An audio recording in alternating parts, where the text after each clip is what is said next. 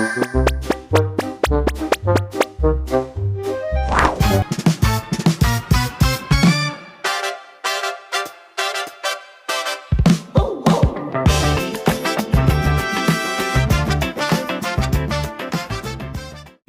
everyone, welcome back to our podcast. I'm your host for today and thank you so much for tuning in. I hope everyone is having a great day. Today's episode is very interesting because we're going to talk about something that has become a part of almost every university student's life. And of course, I will be discussing this topic alone. Today, I've invited one of the communication science students, Mayoshi. Hi Mayoshi, welcome to the podcast. Hi, thanks so much for inviting me. I'm really happy to be here. Now, before we begin, I have to ask the most important questions to every university students. How are you surviving this semester? Well, honestly, I'm still trying my best. This semester has been really busy. I think we started listening to this podcast can be relate to that. What's been keeping you busy lately? Mostly assignment, presentation, and group projects. Sometimes I spend more time thinking about how to start an assignment than actually doing it.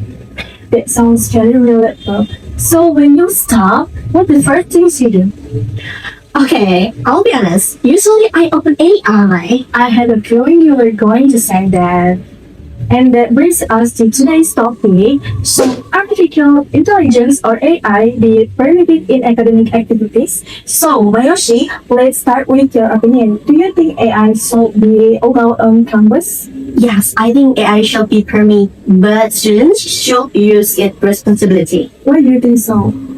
Because AI can help students learn more efficiently. For example, I often use AI to organize my ideas, understand difficult theories, and prepare presentation. And this is not only my personal opinion. According to UNESCO Guidance for Generative AI in Education and Research, published in 2023, AI can support personalized learning and improve access to educational research when used ethically. That's very interesting. So AI can actually help students become better learners? Yes, for example, last semester, I had a presentation and I was very nervous because my lecturer usually asks difficult questions. So I asked AI to act like my lecturer and give me challenging questions. It helped me prepare and become more confident.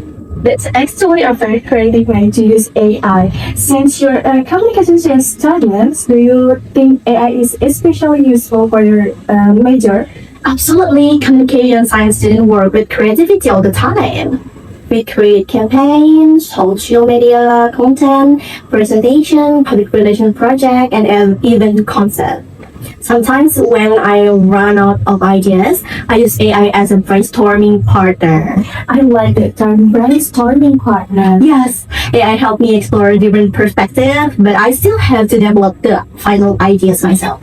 Okay, now let's talk about the other side. Are there any disadvantages to using AI in academic activities? Yeah, definitely.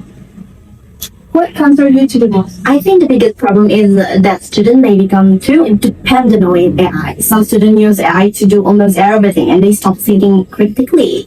Do research also discuss this issue? Yes, research published in the journal Computer and Education found that excessive reliance on AI technologies may reduce student critical thinking and independent problem-solving abilities. So AI can be helpful, but it can also create problems if students use it incorrectly.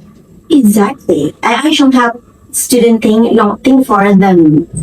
So, after considering both the advantage and disadvantage, do you think AI should still be permitted in academic activities? Yeah, I do believe AI should be permitted because it can improve learning and productivity. However, universities should provide ethical guidelines and teach students how to use AI responsibly. It's a fair balanced opinion. Before we end today's discussion, can you give one message to students about using AI? My message is simple. Use AI as a tool, not as a shortcut. Technology can support our learning, but our creativity, critical thinking, and communication skill will always matter. I think that's a good message to end our discussion today. Thank you so much, Mayoshi, for sharing your experience and insight with us. Thank you for inviting me. I really enjoyed this conversation. And thank you to everyone who listened to our podcast today. We hope you enjoyed this discussion and gain a new perspective about the use of AI in engineering life. Take care, keep learning, and we'll see you in the next episode. Bye bye.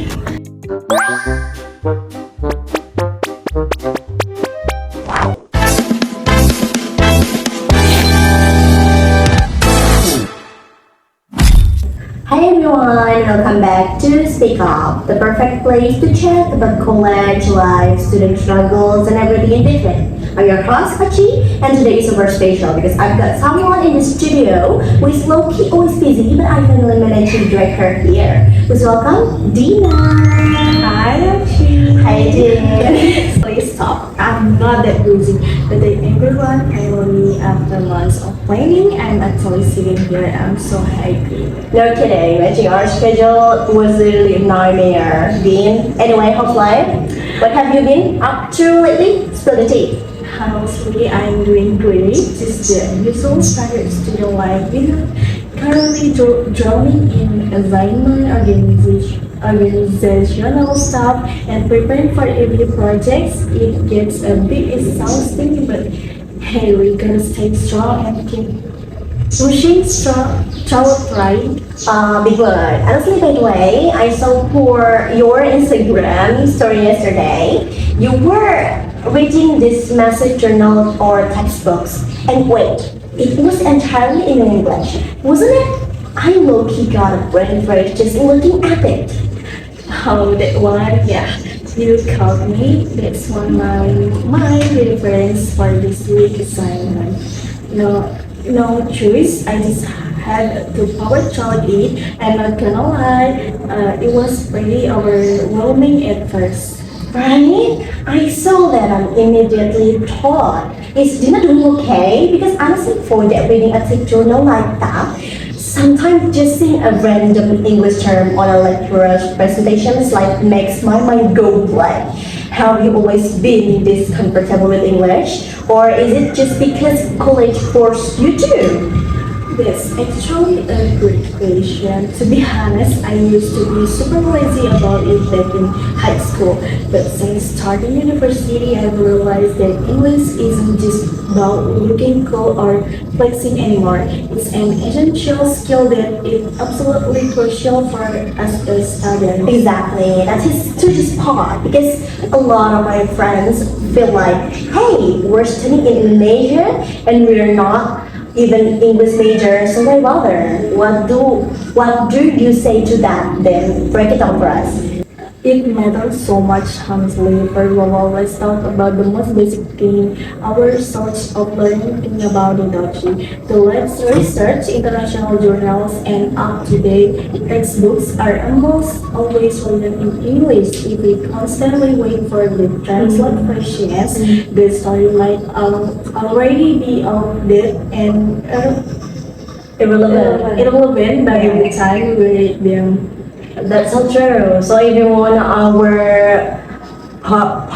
paper or thesis to have strong argument and not FOMO on new data, knowing English is basically difficult to take that. Exactly, and secondly, it's all about networking. Nowadays, everyone is trying to join student exchange programs, internships, at multinational companies or international conference, and once we get well to all of that communications.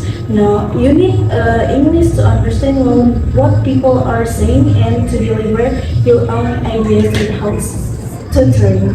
So it's not just for reading heavy books, but it actually open up way more opportunity. But then, what if someone says, I want to learn, but I'm too insecure because my grammar is messy and I'm terrified of making mistakes. Any tips for them to beat that anxiety?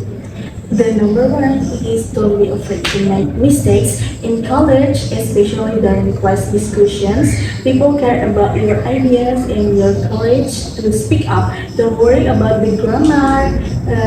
Your English will improve naturally over time the more you use it. Just start small, change your phone settings to English, listen to podcasts of watch series without subtitle. Wow, hearing you say that makes me want to open my language learning apps right now. So basically, learning English in college isn't about showing off. It's a real investment for our own future. Spot on, think of it as a tool that will unlock so many doors of opportunity later on. So never stop learning and keep upgrading yourself. Perfect energy. Well, time flies when you're having fun. Thank you so much, Dina, for dropping these gems today despite your packed stage schedule. Anytime, Ochi. Thanks for having me. Good luck with the podcast. Alright guys, that was a short but insightful chat with Dina. Hopefully this motivates you to stop treating English like an enemy. I'm Ochi, signing off. See ya in the next episode. Bye. Bye.